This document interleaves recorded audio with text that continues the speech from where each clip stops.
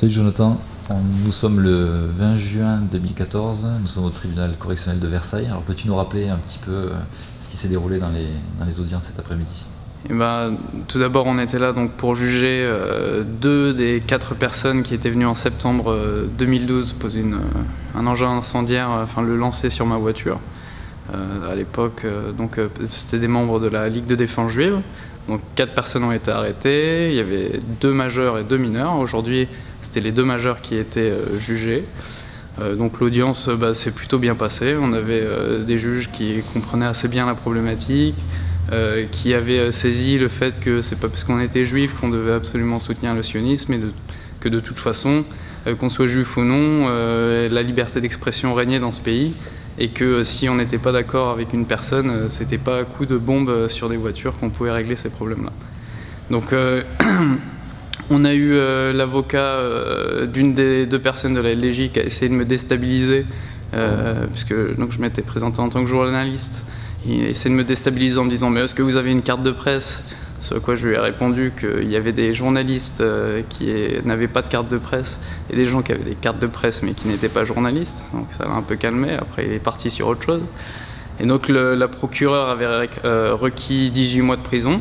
Et là on vient d'avoir le délibéré. On a donc une des 2 personnes qui a été condamnée à 6 mois ferme et une deuxième à 10 mois ferme, ainsi que 6 000 € de dommages et intérêts. Comment sens-tu après ce verdict? Soulagé de voir que la justice fait son travail, parce qu'on sait que quand des membres de la Ligue de défense juive sont jugés, souvent les tribunaux sont plutôt cléments. Donc je suis content que le tribunal ait eu une oreille attentive à cette affaire, qui est somme toute assez symbolique.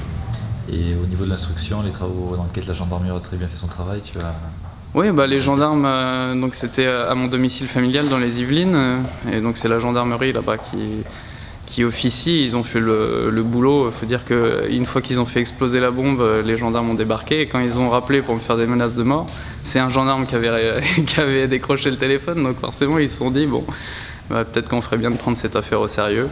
Et ils ont mené ça comme des chefs, ils ont retrouvé toutes les personnes impliquées. Et donc là, le prochain procès, certainement là ils vont faire appel, et le prochain procès, ça concernera donc les mineurs qui étaient aussi impliqués dans cette attaque. Bonsoir Maître Cochin. Bonsoir. Vous étiez l'avocate de Jonathan Moazab au procès qui s'est déroulé aujourd'hui le 20 juin au tribunal correctionnel de Versailles. Alors, pouvez-vous nous rappeler un petit peu les faits de procédure et quelle a été la ligne de défense de la partie adverse? Alors, sur le plan procédural, il n'y a pas grand-chose à dire puisque les personnes... il s'agissait uniquement des deux majeurs qui ont été renvoyés devant le tribunal correctionnel, après instruction de l'affaire. Les lignes de défense étaient un petit peu différentes pour les 2 mises en cause, puisque quelque part ils tentaient un peu de se passer la patate chaude, dans la mesure où il y avait un exécutant et un organisateur, un donneur d'ordre. Ils ont également tenté de déplacer le problème en mettant en cause un autre individu qui, lui, n'était plus dans l'affaire, puisque lorsque l'instruction a eu lieu, il s'agissait en fait du leader de l'époque de la Ligue de défense juive, de Joseph Hayash, et il avait été mis hors de cause par eux. Pour le protéger ou pas, je ne saurais dire. En tous les cas, ils l'avaient mis hors de cause.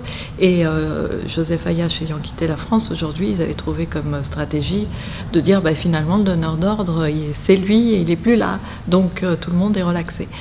Ça, c'était un petit peu une première approche.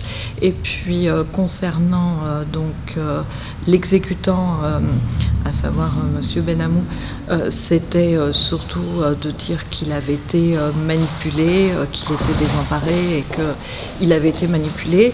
Et concernant la ligne de défense du donneur d'ordre, il s'agissait de dire que finalement il n'avait jamais donné la moindre instruction à quiconque, sauf qu'il y avait quand même des éléments dans le dossier suffisamment pertinents pour considérer que les instructions avaient été données. qu'avez-vous répondu un peu Moi, je n'ai pas répondu parce que le problème, c'est quand on est la partie civile, on ne répond pas, on plaide en premier. Donc, on doit plutôt raisonner sur l'anticipation plus que la réponse. Mais j'ai surtout insisté sur le fait que, quelle que soit la position qu'aurait pu avoir M. Moadab, qui au demeurant était tout ce qu'il y a de plus banal, on a la loi sur la presse, on a des tribunaux, et si on n'est pas d'accord avec ce que dit quelqu'un, on saisit les juridictions compétentes, et on ne va très certainement pas mettre des bombes à proximité ou sous les véhicules des individus qui n'ont pas un discours qui nous plaît. Parce qu'alors, on n'en sort plus. Hein. Et que pensez-vous du verdict et des positions des juges et du procureur ? Écoutez, je pense que c'est un verdict tout à fait raisonnable, qui n'est pas d'une extrême sévérité, mais qui est pas d'une extrême sévérité parce que, compte tenu des peines, c'est vrai que c'est des peines de prison ferme, mais compte tenu des aménagements, ces peines ne seront pas accomplies très certainement, si tant est qu'il n'y ait pas un appel, qu'il n'y ait pas un procès en appel. Mais ce sont tout de même des peines suffisamment fermes pour faire comprendre qu'on ne peut pas faire tout et n'importe quoi et qu'on ne peut pas avoir un espèce de sentiment d'impunité permanent en se disant il n'est pas d'accord, on n'est pas d'accord avec lui, on va le terroriser et comme ça il se taira. L'instruction a été bien menée, vous n'avez pas noté le dossier était assez simple, hein, donc les personnes qui ont commis ces faits se sont assez rapidement livrées sur les faits en question.